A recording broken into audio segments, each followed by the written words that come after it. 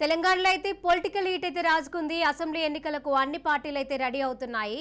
అయితే దీనికి సంబంధించి మంచిర్యాల జిల్లాలో అక్కడ జిల్లా పరిస్థితులు ఏ విధంగా ఉన్నాయో మా ప్రతినిధి అరుణ్ కుమార్ అడిగి తెలుసుకుందాం. అరుణ్ కుమార్, రైట్ శిరీష ఇప్పటికే కూడా ఏదైతే ఉమ్మడి ఆదిలాబాద్ జిల్లా వ్యాప్తంగా కూడా ఏదైతే రాజకీయ వేడైతే మొదలైందని చెప్పొచ్చు. ఇక రాజకీయ పార్టీలు ఏదైతే ఇప్పటికే కూడా తన ప్రచారాలను అయితే ముమ్మరం చేసినటువంటి పరిస్థితి ఉమ్మడి ఆదిలాబాద్ జిల్లాకు సంబంధించి కూడా ఆదిలాబాద్, నిర్మల్, ఆసిఫాబాద్ తో పాటు మంచిర్యాల జిల్లాలో కూడా వివిధ పార్టీల రాజకీయ నాయకులు కూడా తన ప్రచారాలను కూడా ముమ్మరం చేసి ఇంటింటికి తిరుగుతూ కూడా ప్రచారాలను అయితే ముమ్మరం చేసినటువంటి పరిస్థితి ఉమ్మడి ఆదిలాబాద్ జిల్లా వ్యాప్తంగా జరిగింది. ఏదైతే ప్రచారంలో ముఖ్యంగా కూడా బీఆర్ఎస్ పార్టీ నాయకులు అయితే ముందున్నారని చెప్పాల్సి అభ్యర్థులు ఇప్పటికే కూడా ఏదైతే ఇంటింటికి తిరుగుతూ కూడా బీఆర్ఎస్ చేసినటువంటి అభివృద్ధి కార్యక్రమాలకు సంబంధించి కూడా ప్రజలకు తెలుపుతూ కూడా మరోసారి బీఆర్ఎస్ పార్టీ అధికారంలోకి వస్తే ఎటువంటి అభివృద్ధి జరుగుతున్నటువంటి వివరాలు కూడా ఏదైతే దానికి సంబంధించి వివరిస్తున్నటువంటి పరిస్థితి. అదే నేపథ్యంలో కూడా ముఖ్యంగా ఇక ఇప్పటికే కాంగ్రెస్ అదే విధంగా కూడా బీజేపీ పార్టీలు కూడా తమ ప్రచారం అయితే ముమ్మరం చేసింది. ఇప్పటికే కూడా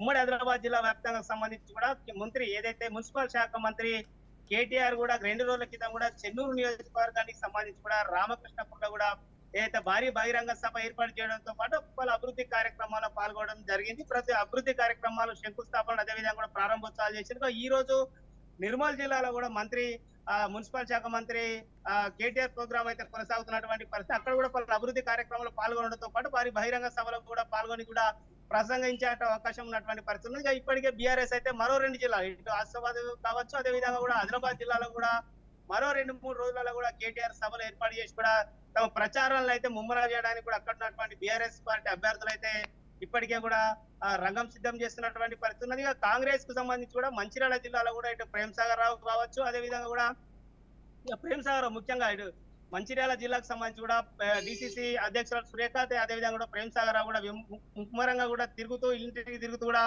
కాంగ్రెస్ పార్టీని అధికారంలోకి తీసుకురావాలి, అధికారం తీసుకొస్తే కాంగ్రెస్ పార్టీ చేసేటువంటి అభివృద్ధికి సంబంధించినటువంటి కార్యక్రమాలు చెప్తున్నారు. ఏదైతే సోనియా గాంధీ గత కొన్ని రోజుల క్రితం జరిగినటువంటి సభలో కూడా సోనియా గాంధీ 6 గ్యారంటీలను ప్రకటించి ఆ 6 గ్యారంటీలతో కూడా ముఖ్యంగా కూడా ఏదైతే ప్రజలకు వెళ్తూ కూడా కార్యక్రమాలు అయితే ఇక కాంగ్రెస్ పార్టీ అధికారంలోకి వస్తే చేసేటువంటి అభివృద్ధికి సంబంధించి కూడా తెలుపుతా ఉన్నటువంటి పరిస్థితి. ఇక ముఖ్యంగా బీజేపీ నాయకులు కూడా ఇప్పటికే కూడా అభ్యర్థులను అయితే ప్రకటించినప్పటికీ కూడా తన ప్రచారాన్ని అయితే కొనసాగిస్తున్నటువంటి పరిస్థితి. మంచిర్యాల కావచ్చు, అదే విధంగా కూడా నిర్మల్ ఆసిఫాబాద్, నిర్మలనేమో మహేశ్వర్ రెడ్డి, మంచిర్యాలేమో బీజేపీ నుంచి కూడా రఘునాథరావు కూడా తన ప్రచారాన్ని కొనసాగిస్తున్నారు. ఇప్పటికే కూడా ఏదైతే వాళ్ళు నిన్ననే గత 2 రోజుల క్రితం కూడా మాజీ ఎంపీ వివేక్ తో పాటు అదే రఘునందన్ రావును కూడా ఈ నియోజకవర్గంలో తీసుకొచ్చి కూడా ఇక్కడ పలు అభివృద్ధి కార్యక్రమాలు నిర్వహించినటువంటి పరిస్థితి ఉన్నది. అదే విధంగా కూడా ఉమ్మడి ఆదిలాబాద్ జిల్లా వ్యాప్తంగా కూడా ఇప్పటికే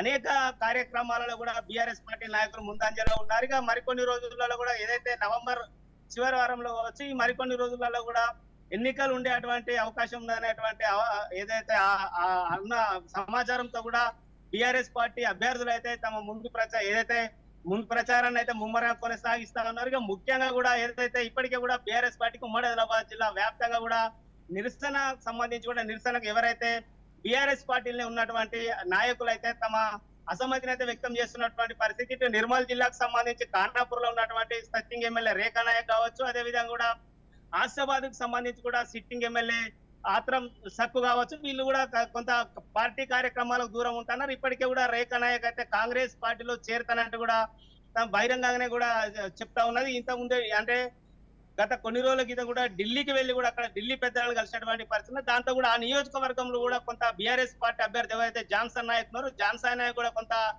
ఇబ్బందులు తలెత్తే అవకాశం ఉన్నది. ఎందుకంటే బీఆర్ఎస్ పార్టీ శ్రేణులు మరి పూర్తి స్థాయిలో జాన్సన్ నాయక్ సహకరిస్తారా లేదనేది అక్కడ ఒక ప్రశ్నార్థకంగా మారినటువంటి పరిస్థితి ఉన్నది. ఇక ఏదైతే కొమరమి ఆసిఫాబాద్ జిల్లాకు సంబంధించి కూడా అక్కడ ఉన్నటువంటి సిట్టింగ్ ఎమ్మెల్యే ఎవరైతే ఆత్రం సక్కును కాకుండా కూడా జడ్పీ చైర్పర్సన్ కొనసాగుతున్నటువంటి ఆ కోవలక్ష్మి కూడా అభ్యర్థిగా ప్రకటించడం జరిగింది. అక్కడ కూడా వాళ్ళ కార్యక్రమాలకు కూడా ఏదైతే అక్కడ ఉన్నటువంటి సిట్టింగ్ ఎమ్మెల్యే కూడా కార్యక్రమాలకు దూరం ఉంటారో నిన్న జరిగినటువంటి రామకృష్ణపూర్ లో జరిగినటువంటి కేటీఆర్ సభ కూడా కోవలక్ష్మి హాజరైంది అభ్యర్థి, కానీ అక్కడ ఉన్నటువంటి సిట్టింగ్ ఎమ్మెల్యే ఆత్రం సక్కు మాత్రం హాజరు కాలేదు. దాంతో కూడా సక్కుపై కూడా పలు అనుమానాలు వ్యక్తం అవుతున్నట్టు కూడా బీఆర్ఎస్ స్థాయిలో చర్చించుకున్నటువంటి పరిస్థితి జిల్లాలో నెలకొన్నది. ముఖ్యంగా చెన్నూరు నియోజకవర్గానికి సంబంధించి కూడా బాల్కసుమన్ కూడా తన ప్రచారాన్ని ముమ్మర చేస్తా ఉన్నాడు. కానీ గతంలో ఇక్కడ విప్పుగా పని చేసినటువంటి ఇప్పుడు చేసినటువంటి నల్లాల ఓదలు, అదే విధంగా కూడా ఆయన సతీమణి నల్లాల భాగ్యలక్ష్మి జడ్పీ చైర్పర్సన్ కొనసాగుతా ఉన్నది. వీళ్ళిద్దరు కూడా గత కొన్ని రోజుల క్రితమే కూడా కాంగ్రెస్ పార్టీలో చేరి కూడా కాంగ్రెస్ తీర్థ పుచ్చుకోవడం జరిగింది. దీంతో కూడా ఈ చెన్నూరు నియోజకవర్గంలో కూడా ఖచ్చితంగా కూడా